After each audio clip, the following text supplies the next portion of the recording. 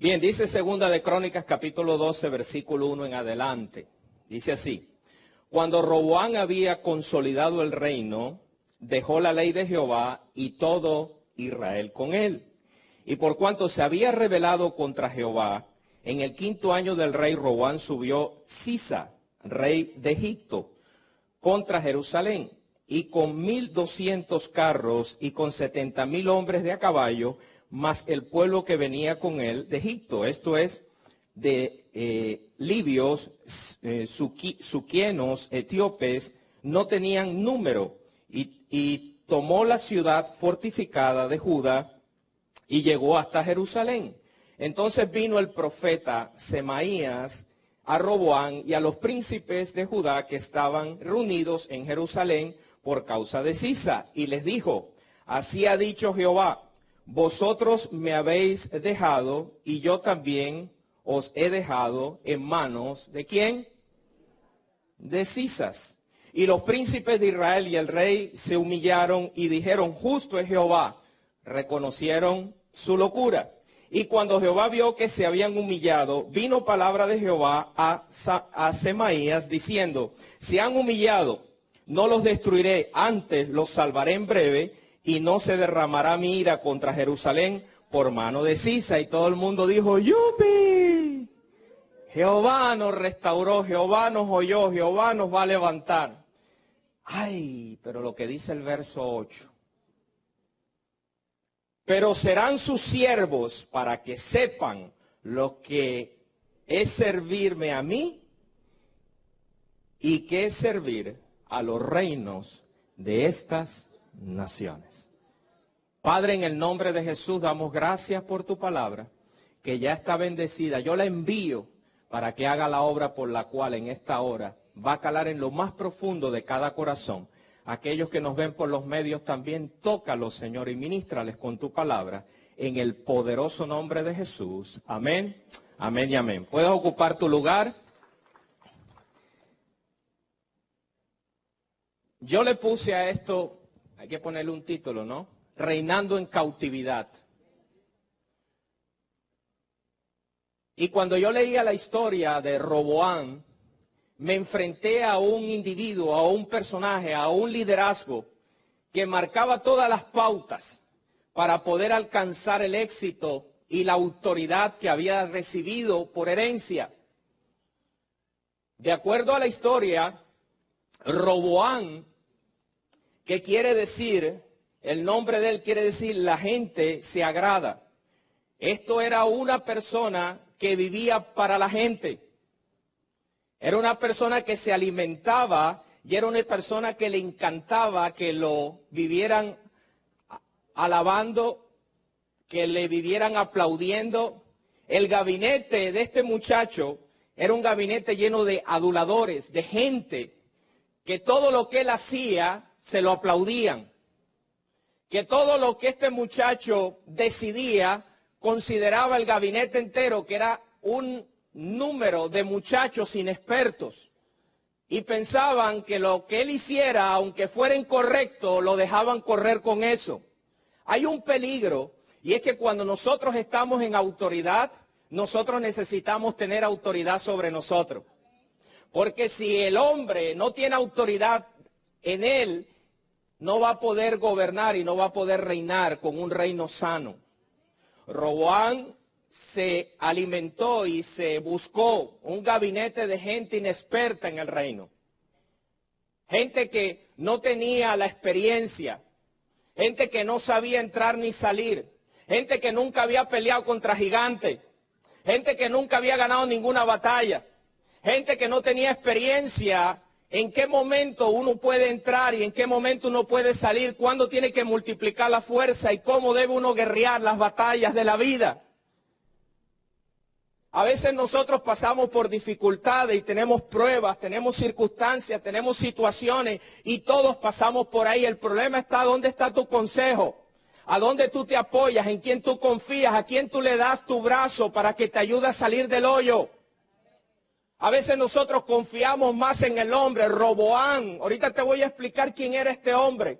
A veces nosotros confiamos más en un consejo barato que en la palabra y en el consejo de Dios. El consejo de Dios, dice la palabra, que es infalible.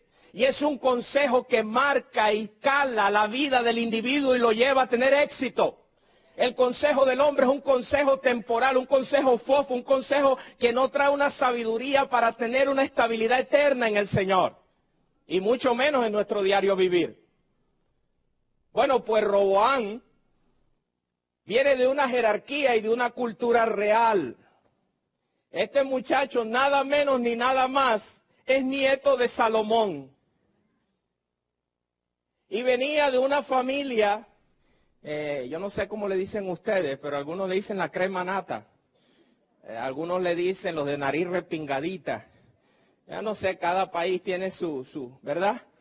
Pero este Roboam venía de ahí, era un muchacho bonito, bien vestido, delgadito, bien elegante. Todo lo que hacía, todo el gabinete de él, que eran puros muchachos igual que él le aplaudía. Decía, Roboam, tú eres lo máximo, tú eres tremendo. Este reino era diferente a cualquier otro reino que jamás se había visto en todo Judá y Israel. Porque en este reino pasaron tres cosas de suma importancia. Lo primero que hereda Roboam es que el reino de él no tenía enemigos. El reino de este muchacho era un reino que no tenía ningún vestigio de enemigo, porque su abuelo David le había picado la cabeza a todos sus enemigos. ¿Ustedes saben lo rico que es que ustedes le den un reino sin tener deuda? Lo rico que es sin tener a nadie que te esté tocando la puerta. Lo rico que debe ser un reino que tú no tengas ninguna clase de enemistades, ni te acuestes con temor y temblor porque el enemigo va a entrarte por el patio de la casa. Pues Roboam recibió un reino así, un reino estable, un reino que no tenía ninguna clase de enemistades. Ustedes saben que la Biblia dice que aún los enemigos de David se volvieron sus aliados.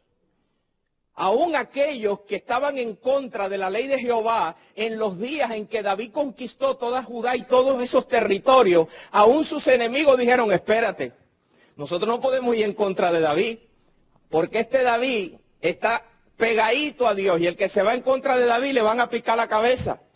Y dice que todas las naciones, usted lo puede leer en Reyes, en Crónicas, todas las naciones se volvieron a favor de Judá, de Israel y de David, se humillaron y se hicieron sus siervos. No había enemigos, señores. Pero este Roboam era un muchacho que no reconoció nada de eso, que heredó de su papá y de su abuelo. Nosotros tenemos un reino que, de acuerdo a la Biblia, dice que él se levantó, y yo te invito a que lo leas en el libro de Colosenses. Dice que él se levantó el tercer día y triunfó sobre la muerte. Dice que él se levantó con todo poder y con toda autoridad entre los muertos. ¿Para qué? Para que el enemigo, el postrer estado en que vivía el individuo por causa de Satanás, Cristo lo derrotó de una vez y para siempre. Para que tú no andes en temor, porque tu enemigo, que era Satanás, Cristo lo venció. Ahora nosotros tenemos un reino sin enemigo. Ah, no. Pero yo estoy hablándote aquí de que este hombre estaba en cautividad. Dice aquí la palabra de que Cisas, que es un principado, que es la representación de un gobierno demoníaco que venía de Egipto. Cisas, de acuerdo a la historia, era simplemente lo que le llaman un faraón en turno. Ni siquiera era faraón, era alguien que estaba en turno. Y este hombre maligno vino a cautivar y a poseer la autoridad de un reino que había sido conquistado después que se derrotaron a todos los enemigos. Yo no sé de ti, pero si Cristo venció a mis enemigos, ¿por qué yo tengo que vivir en cautiverio? Si Cristo dice que derrotó a todos aquellos que se levantaron en contra de nosotros, nosotros no somos de aquellos que podemos vivir en cautiverio. Nosotros tenemos que reprender a Cisa y su ejército y su armada y tomar la autoridad que el Señor nos ha dado en el Espíritu y proclamar que mayor es el que está en nosotros que aquel que anda en el mundo. Y yo vengo a decirte, iglesia, el poder le pertenece a la iglesia, no al diablo. El poder es de la iglesia, no es del diablo. La unción, el poder y la magnificencia de Dios en la tierra es a través de ti y a través de mí.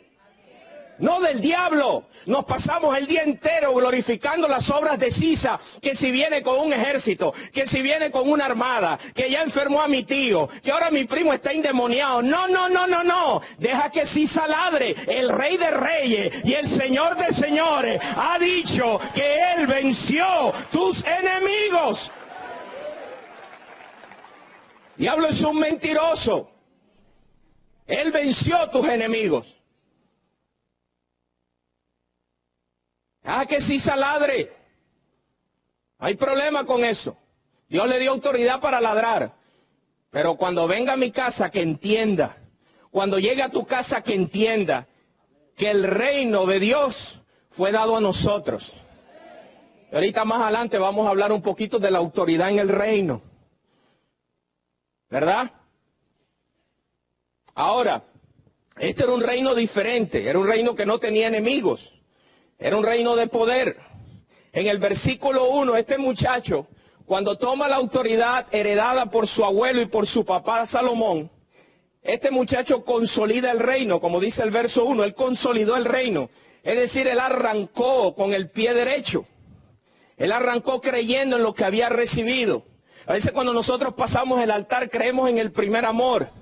Y confesamos y nos hacemos dueños de todo, del pecado, de las debilidades. El gozo está en nosotros, caminamos con la frente en alto. No hay nadie en que nos señale de pecado porque nos sentimos perdonados, limpiados. Pero cuando pasan 6 meses, aparece Sisa, aparece el tentador de este mundo y te dice, está bien que tú estás en un reino consolidado, pero tú de consolidado no tienes nada. Y comienza a trabajar en tu mente, comienza a trabajar en tu corazón, comienza a debilitarte y a bajarte las defensas. Pero recuerda que David no necesitaba ganar otra batalla. Ya David las había ganado todas. Jesucristo, dice el libro de Hebreos, que no puede volver a morir más. Él murió una sola vez para borrar y quitar el pecado del mundo. Él no puede volver a morir. El diablo cree que a ti te enjuagan con algo y después te ensucias a los 3 días. Que tú pasaste aquí, te echaron agua bendita y después te ensucias en 3 días. La sangre del Cordero de Dios, dice la Biblia, que es suficiente para borrar toda iniquidad y todo pecado. No te sientas convicto, no te sientas atado. Ese es el príncipe de este mundo que pone esas cargas sobre el individuo y sobre el cristiano. Ahora, él se consolidó, dice aquí la palabra en el verso 1 del capítulo que leímos, 12, de que él se consolidó y él agarró el gobierno, él agarró el inicio, él agarró el comienzo de este reinado poderoso. Pero, comenzó a creer lo que otros decían, ignoró de quién era hijo, de dónde venía y hacia dónde le habían dicho que iba. La segunda razón por la cual el reinado de Sisa fue un reinado, el reinado de Roboam fue un reinado poderoso, es porque este reinado era el más rico que mostró la historia. Ay, Dios mío, ¿por qué tanta gente se siente que no está en nada? Si yo vengo de un reino rico, ¿por qué a veces me siento que ni para la guagua? ¿Qué está pasando? Estoy hablándote en un lenguaje natural, en nuestro diario vivir. Roboam venía de un papá que no sabía dónde guardar el oro y la plata que tenía. Pero no conforme con eso, señores, no conforme con eso, dice la Biblia que Salomón hizo más riqueza que su papá. O sea, el abuelo era millonario y el papá fue billonario. Y resulta que aparece Sisa y le dice, oye, pero tú no tienes nada. ¿Por qué no tengo nada? Porque yo te voy a dejar reinar para que todo el mundo te aplauda. Porque acuérdate, Roboam, que tú vistes tan chulo, tú te ves tan elegante, tú eres un hombre tan opuesto. Y todo el mundo donde llega te aplaude, te felicita, reconoce de qué realeza tú vienes. Yo te voy a dejar eso, pero el billete es mío.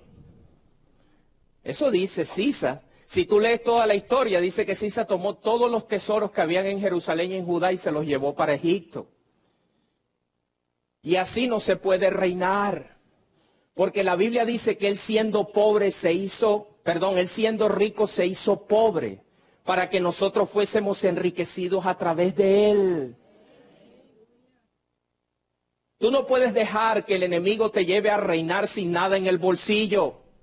Tú tienes que pelear porque parte del reino son las riquezas que nuestro papá nos ha dejado.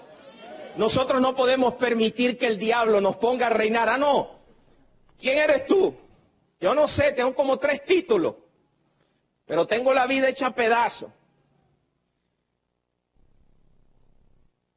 Me están buscando, ando escondiéndome.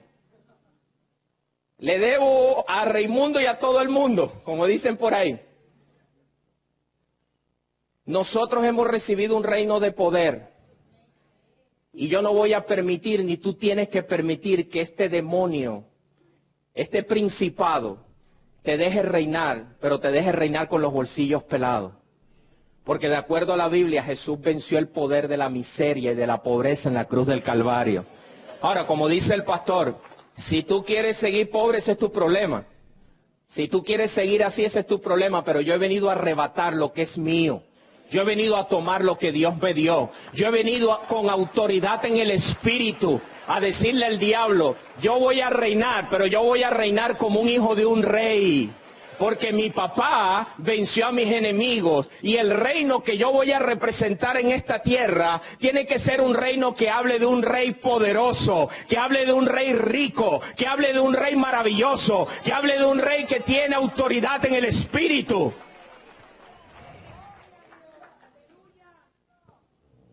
Me estoy emocionando, mano. Gloria a Dios. Entonces, este Roboam entrega todo y da todo por la posición. Por eso es que su nombre, como le dije al principio, significa la gente o a la gente le agrado. Mire, usted no puede cambiar una posición por el reino, por grande que sea, por maravillosa que se vea. Ustedes saben que hay gente aquí en la iglesia que a veces deja el servicio, a veces deja el seguir a Dios, a veces deja una visión, porque hay que tomar una posición, dizque para escalar, dizque para subir, dizque para alcanzar mejores cosas, porque si no, no las voy a obtener nunca. Tú sabes que tú estás diciéndole a Sisa, yo puedo escalar y yo puedo llegar, pero no importa. Lo que yo quiero es llegar, aunque tú te quedes con todo lo que yo alcance una vez que llegue. ¿De qué nos sirve a nosotros llegar a la cima y llegar sin Dios? ¿De qué nos sirve a nosotros como Saúl llegar a las cúspides de un pueblo maravilloso, poderoso, ungido, con dinero, con poder, con unción? Y cuando llega allá arriba, lo hizo sin Dios. Y la posición no le sirvió de nada a Saúl porque Dios le dijo a Samuel, no llores más, que yo lo deseché. Nosotros no podemos vivir tras una posición de un hombre. No podemos vivir tras algo que ofrezca Sisa, porque nada de eso va a permanecer. Nosotros tenemos que estar tras la posición que ofrece el Rey de Reyes y el Señor de Señores, porque ahí hay vida, ahí hay poder, ahí hay unción, ahí hay riqueza, ahí hay todo lo que necesita un hombre para vivir y vivir en victoria. Y vivir en victoria. Pues vamos a ver la tercera cosita que Roboam ignoró también. No solamente su papá venció a todos sus enemigos, no solamente recibió riquezas, sino que también fue un reino que tenía un linaje maravilloso, que era donde venía el Mesías príncipe. El reino que recibió Roboam no es un reino cualquiera, porque si tú hables el Evangelio de Mateo en el capítulo 1 al final, te dice David y muestra su herencia. Y en esa herencia está, por allá atrás está el nietecito, que llevaba la sangre azul de su papá David. llevaba esa sangre, ese linaje. Y de ahí viene el Mesías, de ahí viene el heredero, el salvador de todas las naciones. A veces nosotros nos paramos frente a un trabajo y decimos, me lo irán a dar a mí. No, no, no, usted se para y dice, yo vengo del linaje de David, papito. Yo vengo del linaje de príncipes, gobernadores. Yo vengo del linaje que ese trabajo traposo que tú me ofreces no es lo que me va a resolver el problema. Yo soy un hijo de un rey, tú eres hija de un rey. Tú eres alguien que tiene el derecho de poder caminar como lo que eres. El diablo ha traído una falsa mentira a la iglesia. Nosotros no tenemos que vivir así. La Biblia dice que el Señor nos dio la autoridad de hollar serpientes y escorpiones. Nos dio la autoridad de caminar en victoria. Pero mi amigo Roboam decidió mejor la posición que poder vivir bajo un reino o una herencia como esta. Y eso sucede todavía, Jaime, todos los días. Esta situación de Roboam se repite todos los días. Nosotros vemos aquí algo que el Señor menciona, y vámonos un momentico para el Evangelio de Juan. Mira lo que el Señor Jesús menciona aquí. Y se enfrenta a cierta clase de personas. Y esto es lo peligroso, y esto es lo que le llamo yo los fariseos del siglo moderno, los religiosos del siglo moderno. ¿Por qué? Porque el religioso le encanta más la posición, aunque las manifestaciones del reino y el poder por el cual Dios lo puso en ese lugar no estén funcionando. Sí, porque ¿de qué me sirve a mí echar fuera un demonio y sanar a una persona enferma si en la iglesia ni siquiera me han dado una posición? ¿De qué me sirve a mí salir a buscar almas si nadie me ha reconocido como líder? ¿De qué me sirve a mí hacer las cosas que a Dios le agradan y en realidad yo necesito buscarme son 3 trabajos para traer dinero a mi casa y dejar la sinvergüenzura esa de estar perdiendo tiempo en la iglesia? Porque buscamos la posición, buscamos lo que puede ofrecer Cisas, lo que Roboam anhelaba. Dijo, está bien, Cisas, no hay problema, está bien. Yo me pongo bajo tu cautiverio, yo te obedezco a ti, yo me subyugo bajo tu vara, pero déjame reinar, deja que la gente me aplauda, deja que cuando llegue todos esos jóvenes se paren de la mesa y me digan, tú eres el grande, tú eres el heredero, tú eres el mero mero.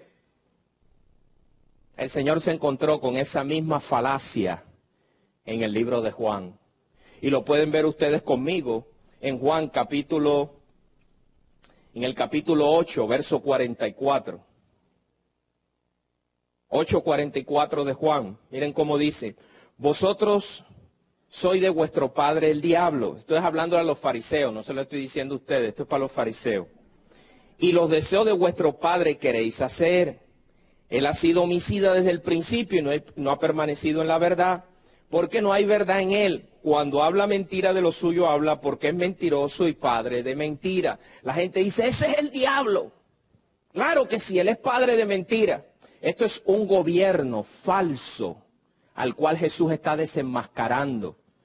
Esta es una dinastía que debiera de permanecer bajo la autoridad del Espíritu, pero ellos decidieron cambiar la autoridad del Espíritu por letras y rudimentos de hombre. Qué silencio, Dios mío. Y cuando esta gente ve a Jesús, quisieron irle con muchas con muchas palabras finas, y hablándole de Abraham, y hablándole de Moisés, y hablándole de todos esos rudimentos que a la postre no tenían poder para nada. No sanaban a nadie, no libertaban a nadie, no conocían el poder de la unción. Yo te voy a decir una cosa en el nombre de Jesús. Si nosotros no entendemos que el reino de los cielos no es comida ni bebida, sino poder y gozo en el Espíritu, nosotros estamos en un reino que no es de Dios.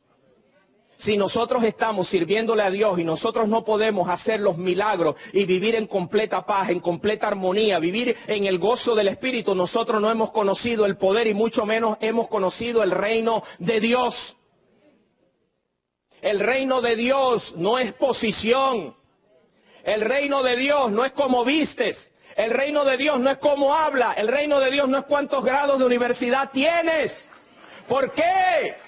¿Por qué Dios llamó a un pescador y llamó a un médico como Lucas? Porque Dios no está buscando nada de lo que ofrece Cisas. Dios está buscando y Dios ofrece. Es algo que no tiene que ver nada con esta tierra. Es algo que viene de arriba. El poder y la manifestación de los hijos de Dios. Es un poder que tiene que ver con cosas sobrenaturales. Es un poder que el hombre, ni una universidad, ni ninguna escuela puede dar. Es un poder que viene de arriba para deshacer las obras del diablo y para establecer su reino. No puedes negociar eso con Cisas por una posición, porque él te va a dejar en la posición, pero te va a dejar sin efecto en el espíritu. ¿De qué me sirve a mí una posición sin poder en el espíritu? ¿De qué te sirve a ti ser líder y no poder alcanzar a nadie porque no hay fuego?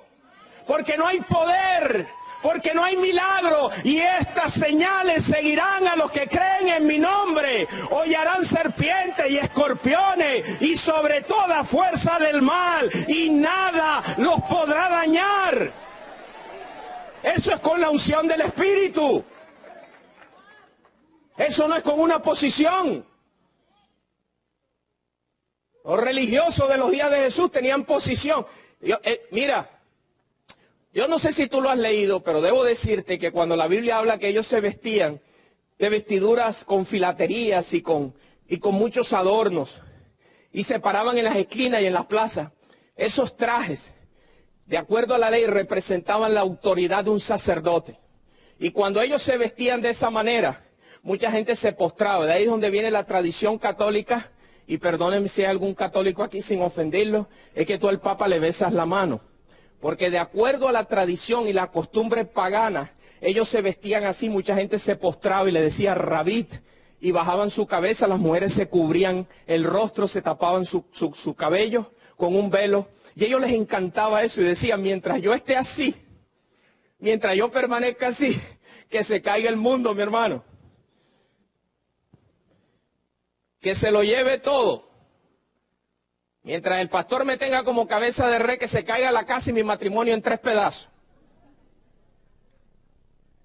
Mientras yo esté ahí en una posición en esa iglesia y yo esté ocupando este micrófono y este altar, olvídate, como dice el buen boricua, que se chave todo. Así no funciona. El reino de los cielos ha sido dado a los hombres para deshacer las obras de Satanás. Y si nosotros no estamos deshaciendo las obras del diablo, nosotros no pertenecemos al reino de Jesucristo. Porque el reino de Jesús es un reino de poder. Yo dije, el reino de Jesús es un reino de poder. Y nosotros caminamos en un reino de poder.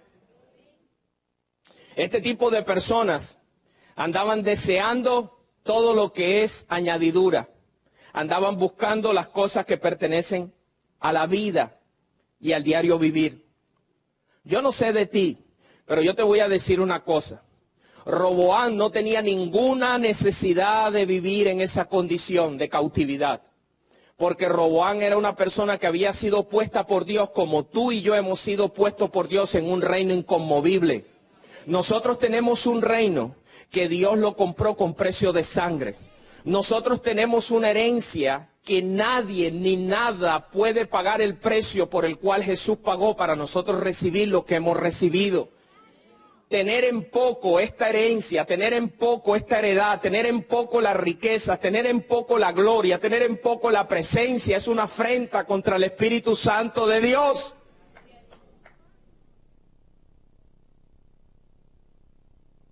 Yo no me enojo si aplaudes al Señor, ¿te atreves?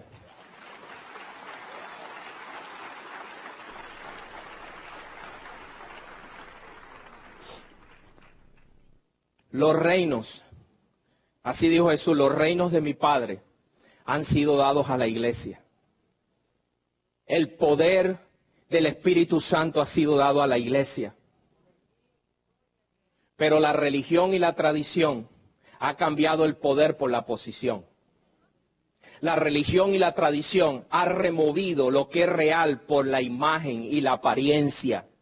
Porque el Señor Jesús se enojó desde los días de Samuel y le dijo, Samuel, no mires la apariencia del hombre que yo voy a escoger. Porque te voy a parafrasear lo que Jesús le estaba diciendo a Samuel. Le estaba diciendo, Samuel, escucha bien. El hombre puede lucir por fuera como lo que le dé la gana, pero la manifestación, el poder y la unción que yo pongo sobre el individuo es lo que vale y es lo que cuenta.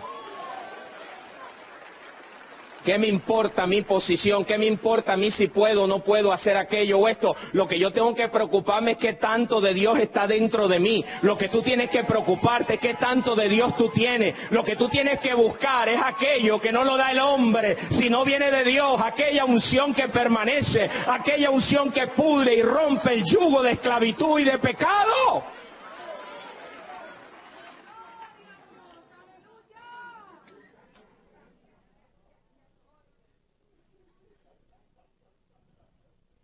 Los días del hombre son contados. Los días del hombre son como la hierba del campo. Los días del hombre pasan y no se sabe más de ellos. Solo está en la potestad de Dios. Pero en aquel gran día no se va a decir qué posición tú tenías o cuánto tú ganabas. Lo único que Dios te va a preguntar a nosotros los hombres son dos cosas. ¿Qué hice con la unción que te di? ¿Dónde está la mujer y los hijos que te entregué? No te van a preguntar más nada. Porque este gran depósito fue creado por Dios, no para la fornicación y el adulterio, no para la codicia y la envidia, no para los chismes y las contiendas, no para vivir bajo el yugo de sisas, es para vivir bajo la unción y el poder del Espíritu, y que este gran depósito sea para galardón, para gloria, para sanidad, para milagros, para señales, para prodigios, para deshacer al diablo y que salga huyendo de la iglesia. Hace falta poder en la iglesia. No hace falta más tanta religión. Deja de ver la imagen. No es que si tú sabes que si tú oras 50 días seguidos, el día 52 el diablo va a salir corriendo. ¿Dónde está eso en la Biblia? La Biblia dice que es por fe. No estoy diciendo que no ores, por favor. Ni estoy practicando esa falsa doctrina. Pero es por fe. No, que si tú no traes la Biblia Thompson, la versión 1960, tú no estás en la revelación. Cuando se paró el ángel delante de Josué, ¿existía la Thompson? Cuando la barca estaba temblando y ninguno de los apóstoles había ayunado ni orado porque eran medio carnales. Mas sin embargo Jesús le dijo, ven, no temas, soy yo. Porque Dios no está mirando quién tú eres ni cómo luces. Dios lo que está mirando es lo que está dentro. Y el corazón. Y el corazón de Pedro. Y el corazón de los apóstoles era un corazón para Dios. No era un corazón para la posición. Yo no estoy diciendo que no logremos o alcancemos o anhelemos o deseemos. Porque tampoco eso es bíblico. Nosotros tenemos que anhelar y desear, porque los simples no le agradan al Señor. Yo lo que estoy diciendo es que yo no puedo negociar algo que es tan divino por algo que es tan natural. Yo no puedo negociar la unción, ni venderse las sisas, porque entonces yo no pertenezco al reino de los cielos. ¿Dónde está la efectividad tuya? ¿Y dónde está mi efectividad? Que yo no sea conocido por quién soy, sino por aquellas obras que yo hago a través del que me envió.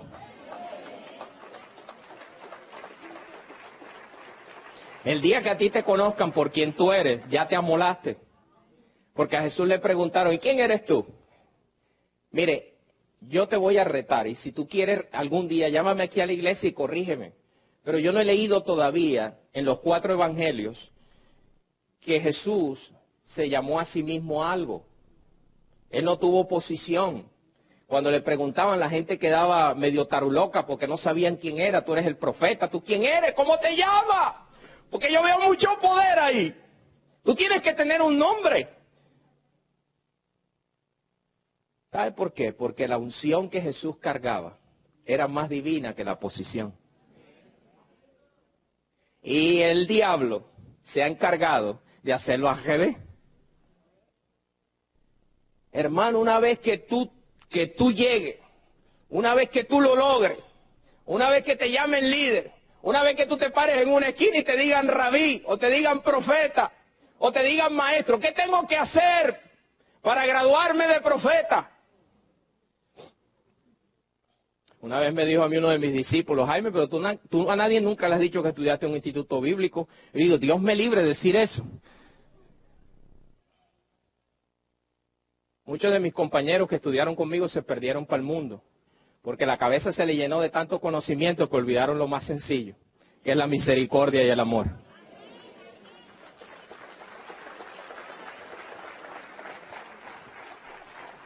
Nosotros tenemos que reconocer que nuestro reino es un reino maravilloso.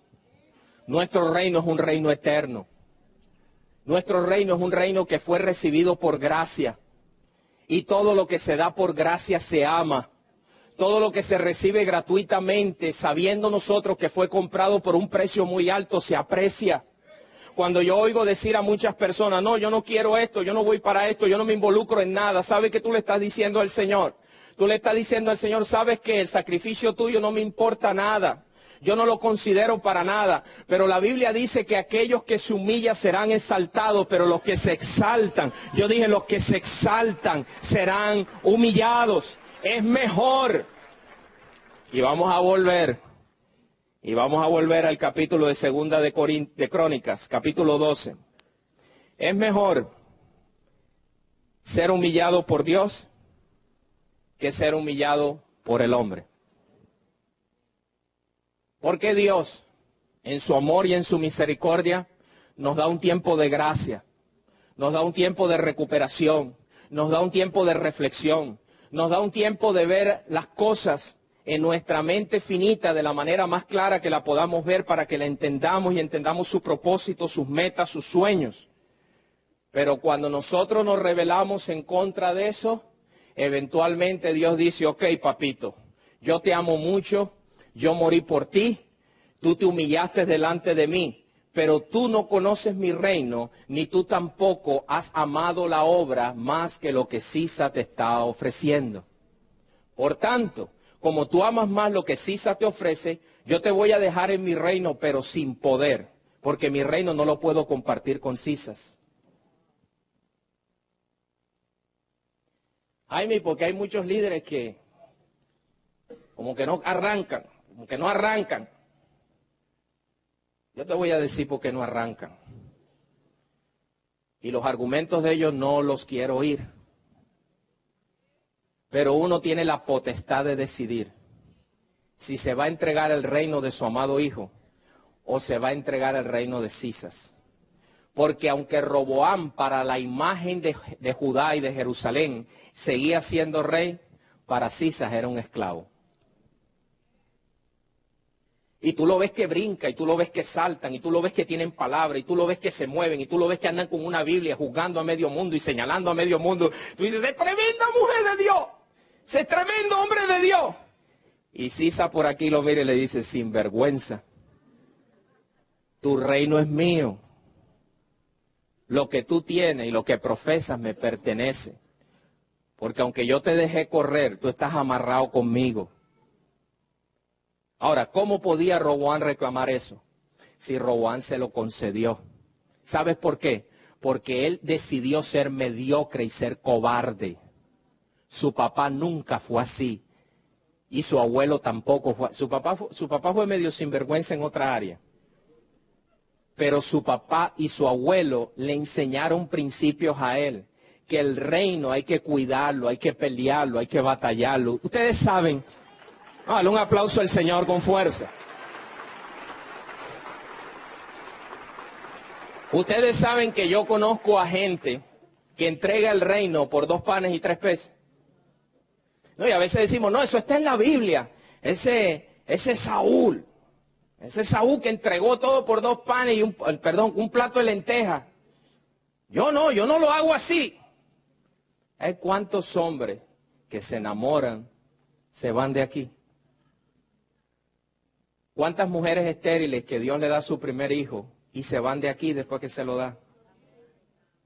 ¿Cuánta gente que un día llegó aquí, medio mal vestido, mal hablado, conocen 2 versículos bíblicos y creen que saben más que el pastor Rudy?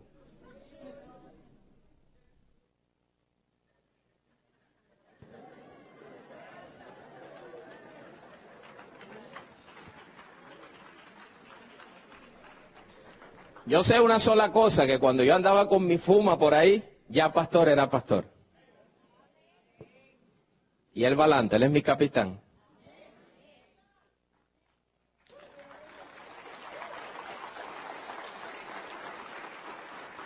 Eso no necesita mucha doctrina. Eso no necesita mucha explicación. Entonces, aquí dice la palabra que estos fariseos eran 2 veces hijos del diablo porque el poder y la unción lo perdieron, pero amaban la posición.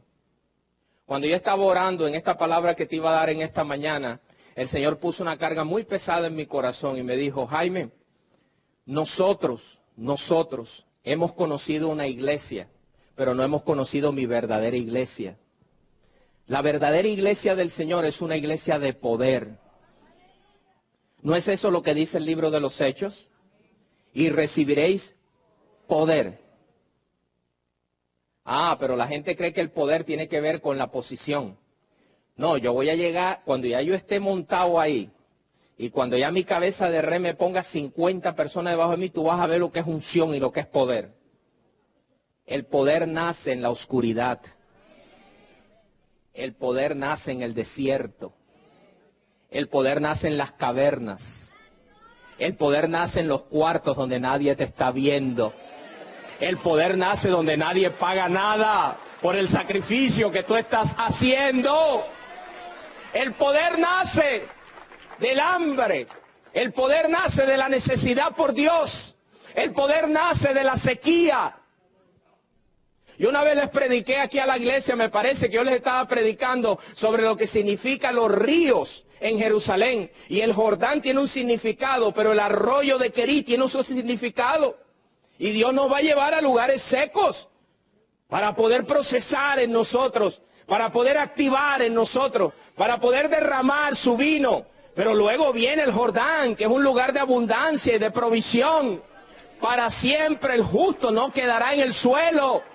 Porque aunque cayese 7 veces, con todo y eso, el Señor lo levantará.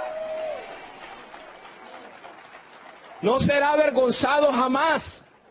Tú no vas a ser avergonzado si crees en su reino y en su poder. Cree en el Señor Jesús y serás salvo tú y tu casa. Cree en la manifestación gloriosa de los hijos de Dios y caminarás sobre serpientes y escorpiones. Cree que el Señor tiene el poder para deshacer las obras del enemigo. En el nombre de Jesús tienes que creer en el reino. Él no vino a traer un reino de galletitas y de bailes y de dulces. Él vino a traer un reino de autoridad y de poder en el Espíritu. Hácelo con fuerza al Señor. ¡Aleluya!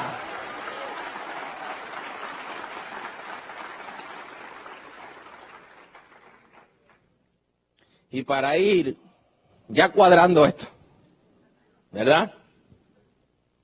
Los milagros, las señales, los prodigios, las maravillas que el Señor dejó en su palabra, de nosotros depende que puedan tomar lugar en nuestra vida cristiana.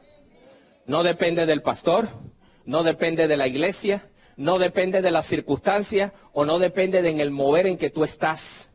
Porque el poder y la manifestación de Dios se mueve en cualquier lugar, sea hostil o no sea hostil. Todo depende de la disposición que usted tenga en decirle al príncipe de este mundo, yo arrebato los reinos de esta tierra porque mi papá me los entregó. Y tú no te vas a enseñorear más de mi vida, de mi economía, de mi familia, de mis hijos, porque ahora está conmigo el Rey de Reyes y el Señor de Señores. Mira lo que dice la Biblia en Lucas. Esto es muy importante. Cuando yo leí esto la primera vez hace muchos años atrás, yo dije, yo no conozco esto. Aquí está pasando algo. Porque a mí me han hablado de iglesia para conseguir armonía, para conseguir compañerismo. Vamos a la iglesia para conseguir ese compañerismo, ese calorcito, en lo cual no hay nada malo. A mí me hablaban de una iglesia, oye, si tú vas fiel a la iglesia, a lo mejor te promocionan y qué sé yo, puedes hacer algo en la iglesia, eres parte de la iglesia, en lo cual no hay nada malo. Pero cuando yo leí esto, yo dije, ¿y entonces dónde estoy yo y cuál es esa iglesia? Mira lo que dice Lucas, capítulo 10, versículo, voy a leer desde el 17 en adelante. ¿Estamos ahí? Lucas 10, 17. Y volvieron los 70 con gozo diciendo, Señor, aún los demonios se nos sujetan en tu nombre. Y les dijo, yo veía a Satanás caer del cielo como un rayo. Aquí se pone la cosa cruda. He aquí os doy potestad de hollar serpientes y escorpiones y sobre toda fuerza del enemigo y nada os dañará. Espérense ahí, no griten mucho. La palabra potestad significa señorío, entronarse, empotrarse de un gobierno. La Biblia dice que él venció al enemigo y él ganó y él triunfó y él se levantó al tercer día de entre los muertos. Pero cuando él se levanta y él toma el reino y toma la autoridad después que resucita el tercer día, él dice, yo no me voy, yo se las voy a dejar a ustedes, les voy a dejar la potestad para que ustedes reinen como yo reiné y aún no como yo lo hice, ustedes van a hacer mayores cosas que las que yo hice en mi nombre. Ahora, cuando nosotros nos encontramos frente a un liderazgo, nos encontramos frente a unos cristianos, nos encontramos frente a aquella gente que debiera de caminar en esto, me encuentro de que muchas personas no conocen el poder del Espíritu Santo en el reino que Dios dejó en esta tierra. Ahora, y tú les preguntas, ¿y cómo sucedió eso? ¿Y qué fue lo que pasó? Porque a mí me enseñaron, o yo me conformé, que nada más hay que venir los domingos a la iglesia, oír un buen predicador, y de ahí me voy para la casa a pasar mi semana tranquilo. Yo no necesito meterme con nadie, yo necesito vivir mi vida normal. ¿Sabes una cosa? Que tú tienes que comenzar a indagar tu vida y abrir un libro. Hay gente que le gusta escribir memorias, pero tú tienes que abrir ese libro y comenzar a indagar y decir, espérate, yo no tengo que vivir un matrimonio así, porque entonces o Jesús mintió o yo estoy mal. Algo está pasando. No, hermano, oren por mí porque figúrese, yo estoy pasando por una prueba. Yo os doy potestad. Yo entrego mi gobierno, como lo hice con Roboán. Se lo di a David, se lo pasé a Salomón y luego Roboán lo profanó. Pero yo doy mi gobierno, yo lo entrego con unción, con poder, con autoridad, para que ustedes se enseñoreen. ¿Sabes qué dice el diablo? El diablo dice, no, tú no puedes tener ese reino, tú no puedes tener ese gobierno, porque tú todavía tienes esto, tienes lo otro, estás pasando por esto y por aquello. Y yo te voy a decir algo en el nombre poderoso de Jesús. No importa lo que te diga Sisa, no importa lo que declare el juez, no importa lo que declare el abogado, no importa tu situación emigratoria o de salud. La Biblia dice que Dios te dio potestad de hollar serpientes y escorpiones. La Biblia dice que tú fuiste puesto como cabeza y no cola. La Biblia dice que tú prestarás a las naciones y no pedirás prestado. La palabra dice que tú sanarás a todo enfermo y los muertos resucitarán. Una vez llegó a mi casa una señora y yo estaba en el cuarto. Eso hace un tiempecito atrás. Y entonces aquella mujer empezó a hablar con mi vieja en la sala, mi mamá. Y yo vi que ella se puso a llorar, la señora. Y yo dije, ¿por qué está llorando? A lo mejor la vieja mía le dio un golpe, qué sé yo, deja asomarme. ¿Sabes que la chismosería es nata en el ser humano, no? Y yo vine y me asomé. La señora estaba llorando, entonces yo escuché lo que ella le dijo. Me dijo, esto que tengo aquí es el diagnóstico del médico. Es cáncer. Y ya yo lo averigüé. Yo estuve en México me hicieron unos análisis, me salió también positivo.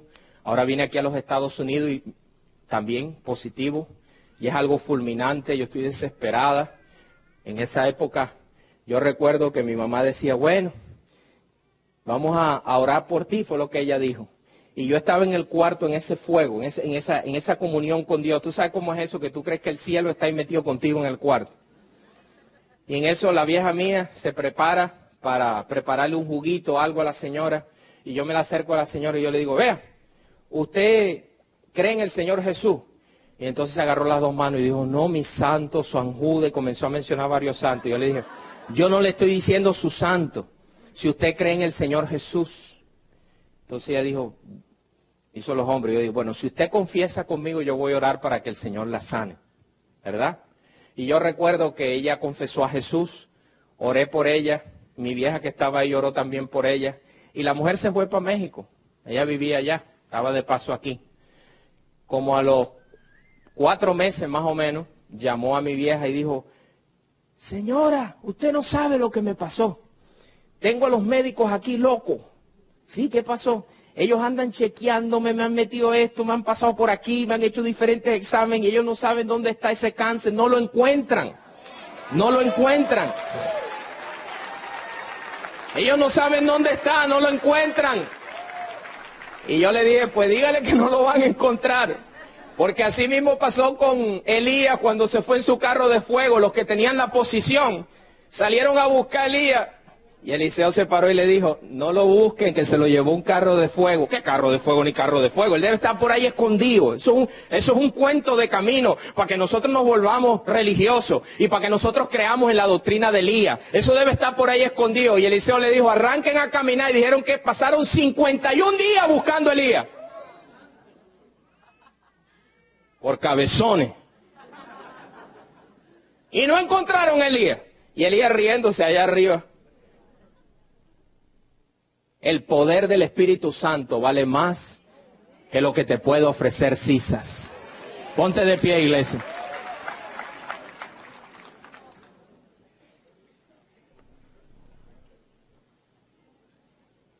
Oh, gracias, Señor. Oh, gracias, gracias, gracias, gracias, gracias. Espíritu Santo, te amamos, te bendecimos, te exaltamos, Señor. Eres maravilloso.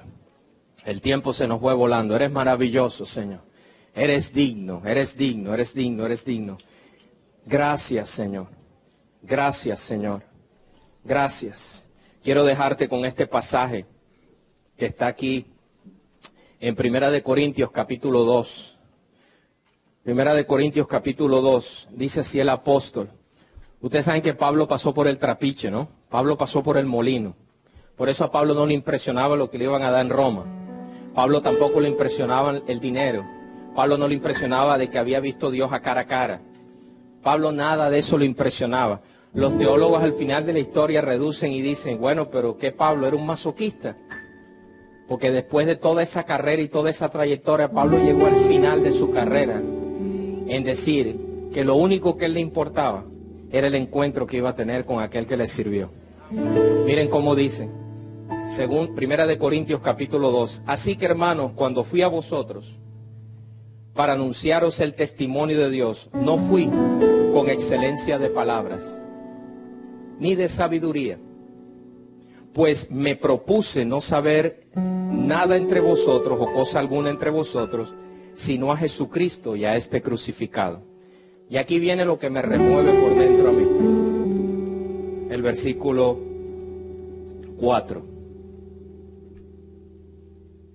Ni mi palabra, ni mi predicación fue con palabras persuasivas de humana sabiduría, sino con demostración del Espíritu y de poder, para que vuestra fe no esté fundada en la sabiduría de un hombre, sino en el poder de Dios.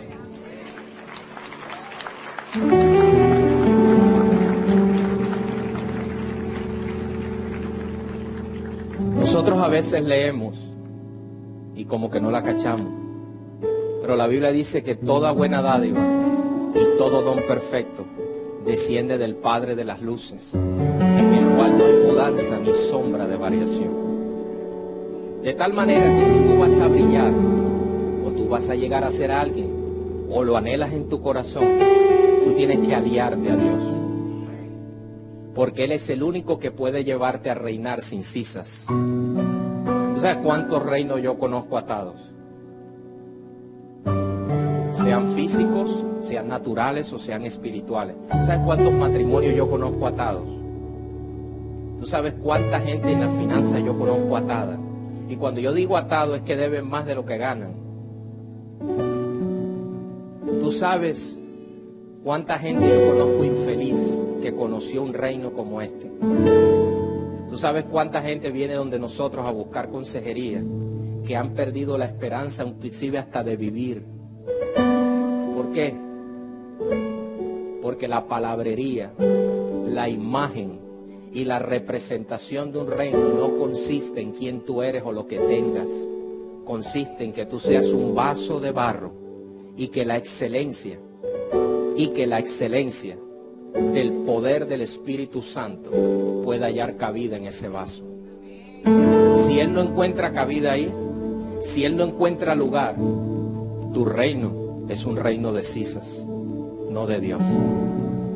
Y Cisas tenía poder, Cisas tenía dinero, porque dice que era segundo en el reino de Faraón en los días de Roboam. No te dejes engañar del diablo y permítele al Espíritu Santo en esta mañana poder hallar cabida en tu corazón. Oh, oh,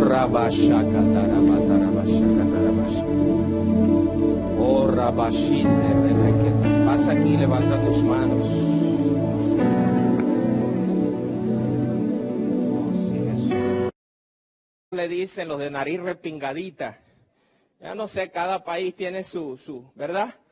Pero este Roboam venía de ahí, era un muchacho bonito, bien vestido, delgadito, bien elegante. Todo lo que hacía, todo el gabinete de él, que eran puros muchachos igual que él le aplaudía. Decía, Roboam, tú eres lo máximo, tú eres tremendo. Este reino era diferente a cualquier otro reino que jamás se había visto en todo Judá y Israel. Porque en este reino pasaron tres cosas de suma importancia.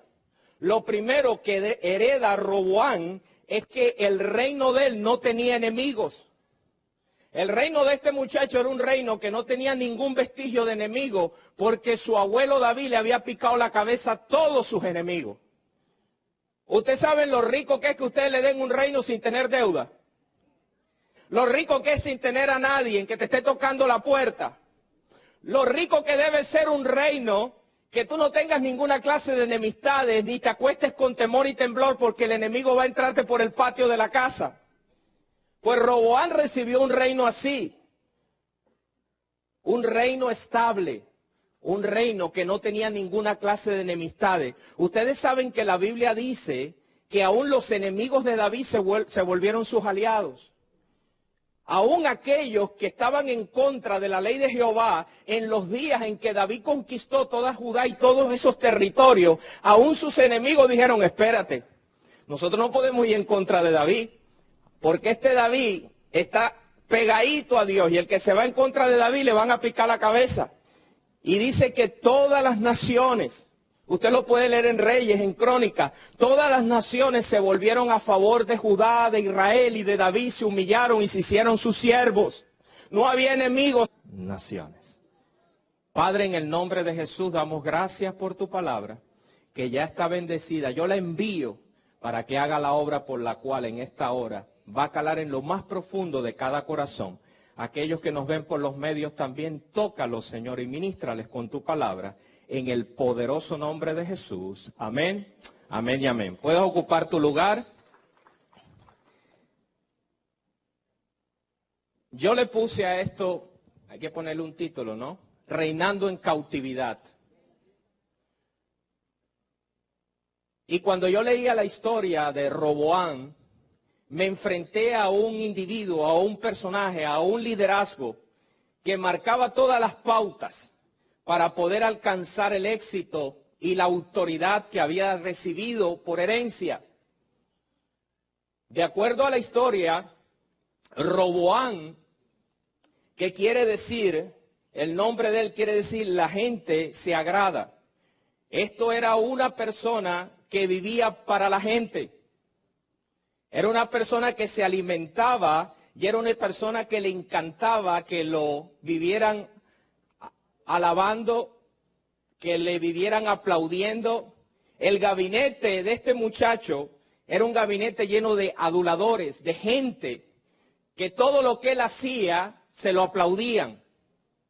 que todo lo que este muchacho decidía consideraba el gabinete entero, que era un número de muchachos inexpertos, y pensaban que lo que él hiciera, aunque fuera incorrecto, lo dejaban correr con eso. Hay un peligro, y es que cuando nosotros estamos en autoridad, nosotros necesitamos tener autoridad sobre nosotros. Señores, pero este Roboán era un muchacho que no reconoció nada de eso, que heredó de su papá y de su abuelo. Nosotros tenemos un reino que, de acuerdo a la Biblia, dice que él se levantó, y yo te invito a que lo leas en el libro de Colosenses. Dice que él se levantó el tercer día y triunfó sobre la muerte. Dice que él se levantó con todo poder y con toda autoridad entre los muertos. ¿Para qué? Para que el enemigo, el postrer estado en que vivía el individuo por causa de Satanás, Cristo lo derrotó de una vez y para siempre. Para que tú no andes en temor, porque tu enemigo, que era Satanás, Cristo lo venció. Ahora nosotros tenemos un reino sin enemigo. No. Pero yo estoy hablándote aquí de que este hombre estaba en cautividad. Dice aquí la palabra de que Cisas, que es un principado, que es la representación de un gobierno demoníaco que venía de Egipto. Cisas, de acuerdo a la historia, era simplemente lo que le llaman un faraón en turno. Ni siquiera era faraón, era alguien que estaba en turno.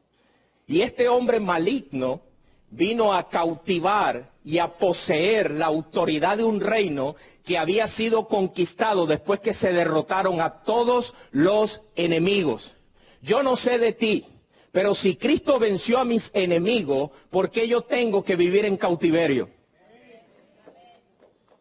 Si Cristo dice que derrotó a todos aquellos que se levantaron en contra de nosotros, nosotros no somos de aquellos que podemos vivir en cautiverio. Nosotros tenemos que reprender a Cisa y su ejército y su armada y tomar la autoridad que el Señor nos ha dado en el Espíritu. Porque si el hombre no tiene autoridad en él, no va a poder gobernar y no va a poder reinar con un reino sano.